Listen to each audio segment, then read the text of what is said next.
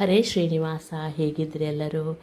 ಇವತ್ತು ನೋಡಿ ಕೃಷ್ಣನ ರುಕ್ಮಿಣಿ ತೈಲ ಪೂಜಿತ ಶ್ರೀಕೃಷ್ಣ ಅಲಂಕಾರ ಅಂತೆ. ರುಕ್ಮಿಣಿ ಕೈಯಿಂದ ಎಣ್ಣೆ ಹಚ್ಚಿಸ್ಕೋತಾ ಇದ್ದಾನಂತೆ ಕೃಷ್ಣ, ನೋಡ್ಬೋದು. ಮಂಗಳಾರತಿ ಅದೆಲ್ಲ ನೋಡ್ಕೊಡ್ತಾ ಬನ್ನಿ.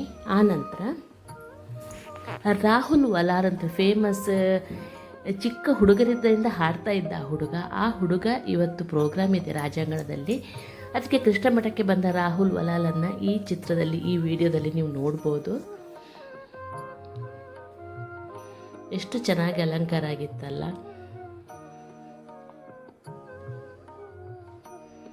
ಆನಂತರ ಪೂಜೆಗಳನ್ನೆಲ್ಲ ನೋಡ್ತಾ ಬನ್ನಿ.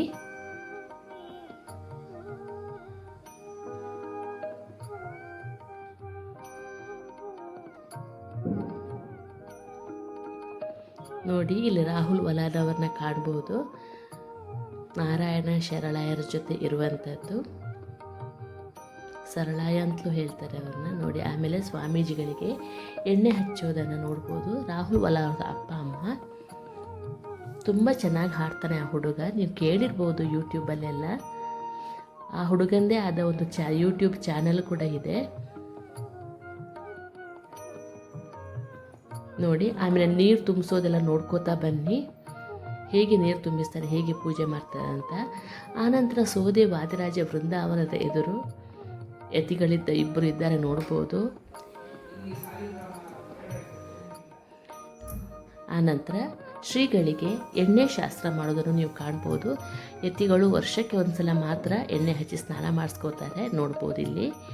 ಆನಂತರ ಇವತ್ತು ನಾನು ದೀಪಾವಳಿ ವಿಶೇಷವಾಗಿ ಜಿಲೇಬಿ ಮಾಡಿದ್ದೆ ನೋಡ್ಬೋದು. ಜಿಲೇಬಿ ಅಂತ ಹೇಳ್ತಾರೆ, ಜಲೇಬಿ ಅಂತಲೂ ಹೇಳ್ತಾರೆ. 1 ಕಪ್ಪಷ್ಟು ಮೈದಾ ಹಿಟ್ಟು ತಗೊಂಡಿದ್ದೀನಿ ಕಾಣಿಲಿ.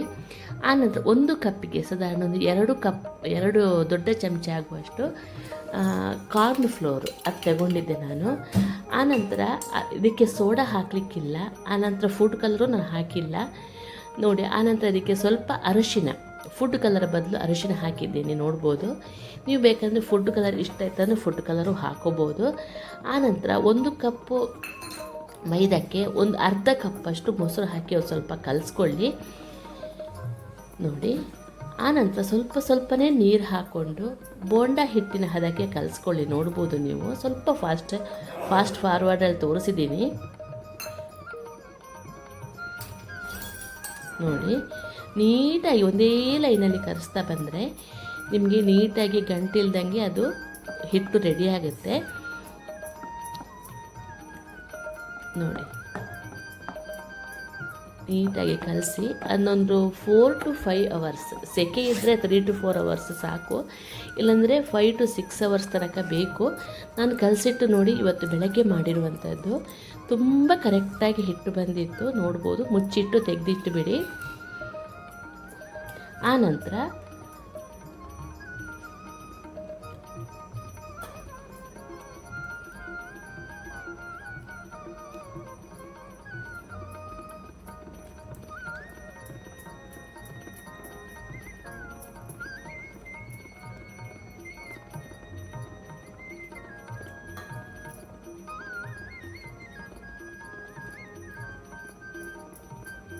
ಹಿಟ್ಟಿದ ಹದರ ಕರೆಕ್ಟಾಗಿ ನೋಡ್ಕೊಳ್ಳಿ ನೀವು. ಇಷ್ಟೇ ಹಿಟ್ಟು ಹದಕ್ಕೆ ಬರಬೇಕದು. ತುಂಬ ಕುರುಮಾಗಿ ತುಂಬ ಚೆನ್ನಾಗಿ ಬರುತ್ತೆ. ತುಂಬ ಸ್ವೀಟ್ ಬೇಡ ಅನ್ನೋರು ಯಾವ ಥರ ಮಾಡಬೇಕು ಅಂತ ನಾನು ನಿಮಗೆ ಈ ವಿಡಿಯೋದಲ್ಲಿ ತೋರಿಸ್ಕೊಡ್ತೀನಿ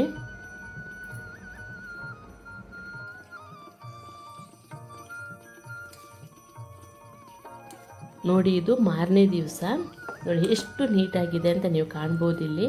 ಆದರೆ ಈಗ ಸಕ್ಕರೆ ಪಾಕ ಮಾಡ್ಕೊಳ್ಳೋಣ. 1 ಕಪ್ಪಷ್ಟು ಸಕ್ಕರೆ ಸಾಕಾಗುತ್ತೆ. ಜಾಸ್ತಿ ಪಾಕ ಬರೆಸ್ಬೇಡಿ, ವಿಪರೀತ ಸಿಹಿಯಾಗುತ್ತೆ, ತಿನ್ನೋಕ್ಕಾಗಲ್ಲ ಅದನ್ನ. ಈ ಥರ ಮಾಡಿಕೊಂಡು ಅದೆಷ್ಟು ಮುಳುಗುತ್ತೋ ಅಷ್ಟು ನೀರು ಹಾಕ್ಕೊಳ್ಳಿ. ಆಮೇಲೆ ಒಂದು ಚಿಟಿಕೆ ಉಪ್ಪು ಹಾಕ್ಕೊಳ್ಳಿ. ಟೇಸ್ಟು ತುಂಬ ಚೆನ್ನಾಗಿ ಬರುತ್ತೆ. ಉಪ್ಪು ಬೇಡ ಅಂತ ನಾವು ಸ್ಕಿಪ್ ಮಾಡ್ಬೋದು. ಈಗ ವ್ರತ ಆದ ಕಾರಣ ಯಾವುದು ಫ್ಲೇವರ್ ಹಾಕ್ಕೊಳ್ತಾ ಇಲ್ಲ, ಇಲ್ಲದ್ರೆ ಏಲಕ್ಕಿ ಫ್ಲೇವರ್ ಎಲ್ಲ ಹಾಕ್ಕೋಬೋದು.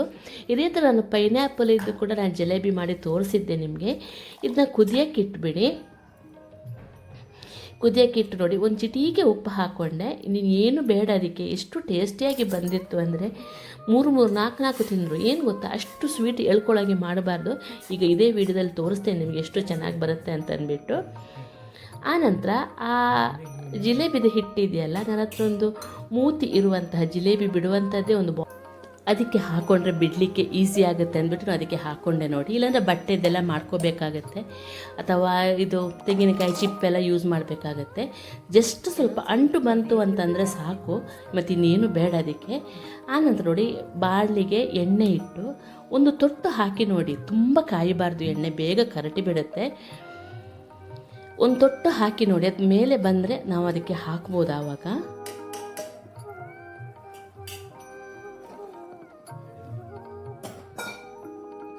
ಸಿಂಕಿ ಹಾಕೋದು ತೊಳೆದು ಕರೆಕ್ಟ್ ತೊಳೆದಿಲ್ಲ ಅಂತ.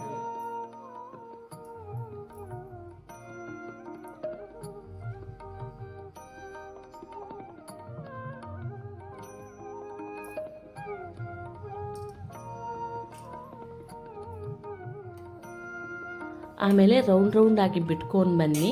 ಆಮೇಲೆ ಅದೆಲ್ಲ ಕಾದಾದ್ಮೇಲೆ ಗುಳ್ಳೆ ಗುಳ್ಳೆ ಬರುತ್ತೆ, ಸ್ವಲ್ಪ ಕೆಂಪಾದ್ರೂ ಚೆನ್ನಾಗಿರುತ್ತೆ ಅಂತ ನಮಗೆಲ್ಲ ಇಷ್ಟ ಆಯಿತು. ತೀರಾ ಮೆತ್ತಗಾದ್ರೆ ಅಷ್ಟು ಚೆನ್ನಾಗಿ ಬರೋದಿಲ್ಲ ನನ್ನ ಪ್ರಕಾರ. ಮತ್ತು ನಿಮ್ಮ ಅನಿಸಿಕೆ ಹೇಗೆ ಬೇಕೋ ಹಾಗೆ ಬಿಟ್ಕೊಳ್ಳಿ, ತುಂಬ ಈಸಿಯಾಗಿ ಮಾಡ್ಬೋದು. ನನ್ನ ಹತ್ರ ಒಂದು ಸ್ಟೀಲಿದು ಕೋಲ್ ತರೈತೆ, ಅದರಲ್ಲಿ ನಾನು ಆ ಕಡೆ ಈ ಕಡೆ ಮಾಡಿಕೊಂಡೆ, ನೀವು ಕಾಣ್ಬೋದು ಇಲ್ಲಿ. ಆನಂತರ ಹೀಗೆ ಬಿಡ್ತಾ ಬನ್ನಿ. ಬಿಟ್ಟು ಎಲ್ಲ ಆದಮೇಲೆ ಯಾವ ಥರ ಸಕ್ಕರೆ ಪಾಕದಲ್ಲಿ ಹಾಕಬೇಕು ಅಂತ ನಾನು ನಿಮಗೆ ಹೇಳ್ತೀನಿ. ಸ್ವಲ್ಪ ಎಣ್ಣೆ ಕಡಿಮೆ ಆಗಿತ್ತು, ಆನಂತರ ನೆಕ್ಸ್ಟ್ ಬ್ಯಾಚಿಗೆ ಎಣ್ಣೆ ಹಾಕ್ಕೊಂಡಿದ್ದೆ ನಾನು. ಇದಕ್ಕೆ ಸೋಡಾ ಹಾಕೋದೇ ಬೇಡ, ಅದರ ಅವಶ್ಯಕತೆಯೇ ಇರೋದಿಲ್ಲ.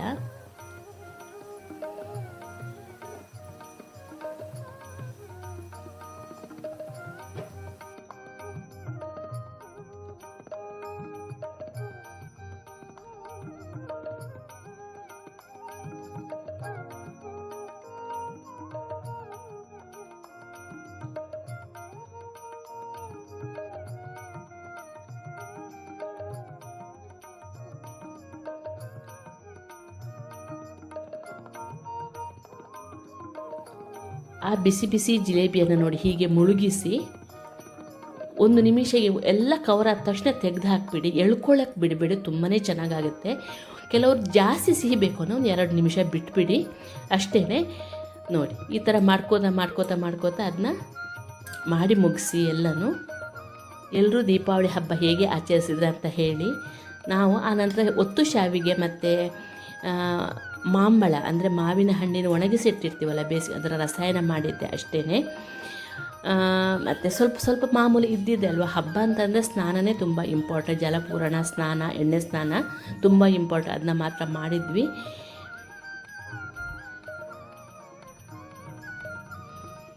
ನೋಡಿ ಎಲ್ಲನೂ ಹೀಗೆ ಮಾಡ್ಕೋತಾ ಬನ್ನಿ. ನಾನು ಜಾಸ್ತಿ ತೋರಿಸ್ಲಿಕ್ಕೆ ಹೋಗಿಲ್ಲ, ಬಿಡೋದನ್ನು ಮಾತ್ರ 1-2-3 ಸಲ ತೋರಿಸಿದ್ದೀನಿ. ಅಂಥ ದೊಡ್ಡ ವಿಷಯನೇ ಅಲ್ಲ, ಈಸಿಯಾಗಿ ಆಗಿಬಿಡುತ್ತೆ. ಇದನ್ನ ನಾರ್ತ್ ಇಂಡಿಯಾದಲ್ಲಿ ಹಾಲು ಜೊತೆ ತಿಂತಾರಂತೆ.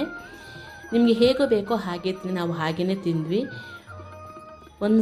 ಎಲ್ರಿಗೂ ಇನ್ನೊಂದು ಸಲ ದೀಪಾವಳಿ ಹಬ್ಬದ ಹಾರ್ದಿಕ ಶುಭಾಶಯಗಳು ಹೇಳ್ತಾ ನಾನು ಈ ವಿಡಿಯೋ ಮುಗಿಸ್ತಾ ಇದ್ದೀನಿ. ಇವತ್ತಿನ ನೋಡಿ ಶಾವಿಗೆ ಪಾಯಸ ಅದನ್ನು ತೋರಿಸ್ತಾ ಇದ್ದೀನಿ. ನೋಡಿ ಎಷ್ಟು ಸ್ಮೂತಾಗಿ ಜಿಲೇಬಿನೂ ಬಂದಿದೆ ಅಂತ ನೀವು ನೋಡಿದ್ರಿ ತಾನೆ. Thank you for watching. Next ವೀಡಿಯೋದಲ್ಲಿ ಇನ್ನೊಂದು ಸಲ ಸಿಗ್ತೀನಿ. ಗಡಿಬಿಡಿಯಲ್ಲಿದ್ದೀನಿ, ರಾತ್ರಿ ಪೂಜೆ ಆಗಬೇಕು ತಾನೆ, ಆದರೆ ಇವತ್ತೇ ಅಪ್ಲೋಡ್ ಮಾಡಿ ನಿಮಗೆ ಪಬ್ಲಿಕ್ ಮಾಡ್ತೀನಿ, ಇಲ್ಲ ನಾಳೆ ನೋಡೋಣ. Thank you. Happy Deepavali once again.